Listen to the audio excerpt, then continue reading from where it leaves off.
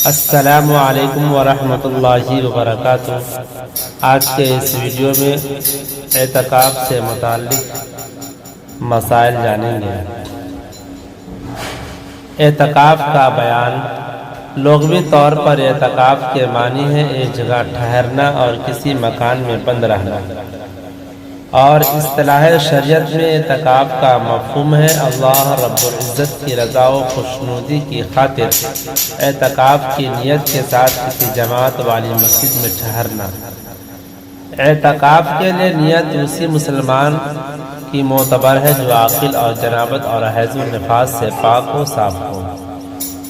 اعتکاف کی درجہ ذیل 3 اقسام ہیں۔ اعتکاف واجب، نظر منت کا اعتکاف واجب ہے۔ مثلا کسی نے منت مان لی کہ اگر میرا فلاں کام ہو گیا تو میں خدا کے واسطے 3 روز کا اعتکاف کروں گا یا کروں گی۔ چونکہ اعتکاف کے لیے روزہ شرط ہے، اس لیے اعتکاف واجب کا کم سے کم وقت 1 دن ہے۔ بس 1 دن سے کم مثلا 4 گھنٹے یا صرف 1 رات کے اعتکاف کی منت ماننا صحیح نہیں۔ اعتکاف سنت مؤکدہ، رمضان کے آخری عشرہ میں اعتکاف سنت مؤکدہ ہے، کیونکہ نبی کریم صلی اللہ علیہ وسلم رمضان کے آخری عشرہ میں ہمیشہ اعتکاف فرماتے تھے۔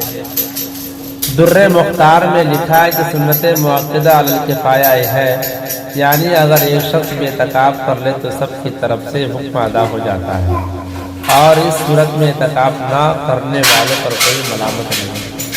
اعتکاف مستحب، اعتکاف واجب اور اعتکاف سنت مؤکدہ کے علاوہ سب اعتکاف مستحب نفل ہے، اور سال کے تمام دنوں میں اعتکاف مستحب جائز ہے۔ اعتکاف مستحب نفل کے لیے وقت کی کوئی مقدار مقرر نہیں ہے، یعنی نفل اعتکاف 5 یا 10 منٹ کا بھی 5 یا 10 منٹ کا بھی ہو سکتا ہے۔ اگر مسجد میں داخل ہوتے وقت اعتکاف کی نیت کر لیا کرے تو روزانہ بہت سی اعتکافوں کا ثواب مل سکتا ہے۔ اعتکاف کے 2 فائدے۔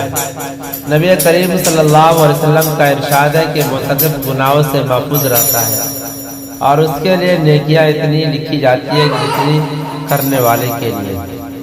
فائدے جو مخصوص نفع اعتکاف کی اس حدیث میں ارشاد فرمائے گئے ہیں، ایک یہ کہ اعتکاف کی وجہ سے گناہوں سے حفاظت ہو جاتی ہے، ورنہ بسا اوقات کوتاہی اور لغزش سے کچھ اسباب ایسے پیدا ہو جاتے ہیں کہ اس میں آدمی گناہ میں مبتلا ہو ہی جاتا ہے، اور ایسے مبارک وقت میں معصیت کا ہو جانا کسی قدر ظلم عظیم ہے۔ اعتکاف کی وجہ سے ان سے امن اور حفاظت رہتی ہے۔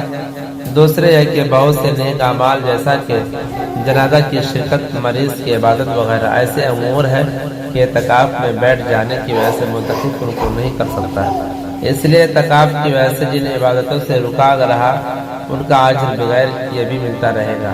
اللہ اکبر، کس قدر رحمت اور فیاضی ہے۔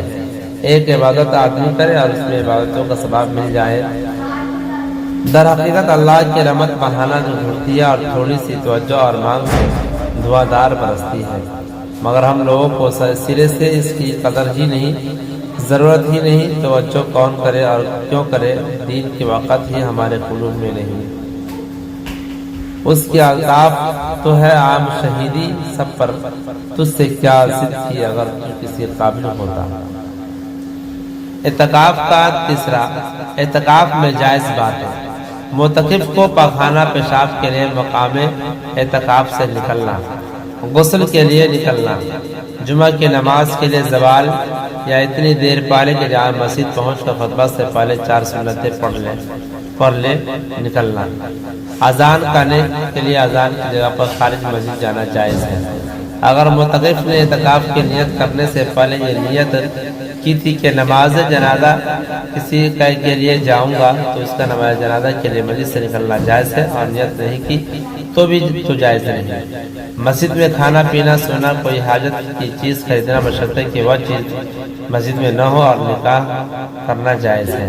اعتکاف میں مکروہ باتیں، بالکل خاموشی اختیار کرنا اور اسے عبادت سمجھنا، اسباب مسجد میں لا کر بیچنا یا خریدنا، لڑائی جھگڑا یا بیہودہ باتیں کرنا، وہ باتیں جن سے اعتکاف حاصل ہو جاتا ہے، بلا عذر قصداً یا سبب مسجد سے باہر نکلنا، کسی عذر سے مقام اعتکاف سے باہر نکل کر ضرورت سے زیادہ باہر ٹھہرنا، اگر نظر کا اعتکاف یا رمضان کا مصنوع اعتکاف فاسد ہو جائے تو اس کی قضا واجب ہوگی، اعتکاف مستحب اور نفل کی قضا واجب نہیں۔ اعتکاف مصنوع رسول اللہ صلی اللہ علیہ وسلم ہر سال ماہ رمضان المبارک کے آخری عشرہ کا اعتکاف فرماتے تھے، جن سے متعلق کچھ روایت درج ذیل ہے۔ حضرت عائشہ صدیقہ رضی اللہ تعالی عنہا سے روایت ہے کہ رسول اللہ صلی اللہ علیہ وسلم رمضان کے آخری عشرہ میں اعتکاف فرماتے تھے۔ وفات تک آپ کا یہ معمول رہا۔ آپ کے بعد آپ کی ازواج مطہرات اہتمام سے اعتکاف کرتی رہی۔ ازواج مطہرات اپنے حجر میں اعتکاف فرماتی تھی اور خواتین کے لیے اعتکاف کی جگہ ان کی گھر ہی کی وہی جگہ ہے جو انہوں نے نماز پڑھنے کی مقرر کر رکھی ہو۔ اگر گھر میں نماز کی کوئی خاص جگہ مقرر نہ ہو تو اعتکاف کرنے والی خواتین کو ایسی جگہ مقرر کر لینی چاہیے۔ حضرت انس رضی اللہ تعالیٰ عنہ سے روایت ہے کہ رسول اللہ صلی اللہ علیہ وسلم رمضان کے آخری عشرہ میں اعتکاف فرمایا کرتے تھے۔ ایک سال آپ اعتکاف نہیں کر سکے تو اگلے سال 20 دن کا اعتکاف فرمایا۔ حضرت انس رضی اللہ تعالیٰ عنہ کی اس روایت میں یہ مذکور نہیں کہ ایک سال اعتکاف نہ ہو سکنے کی کیا وجہ پیش آئی تھی۔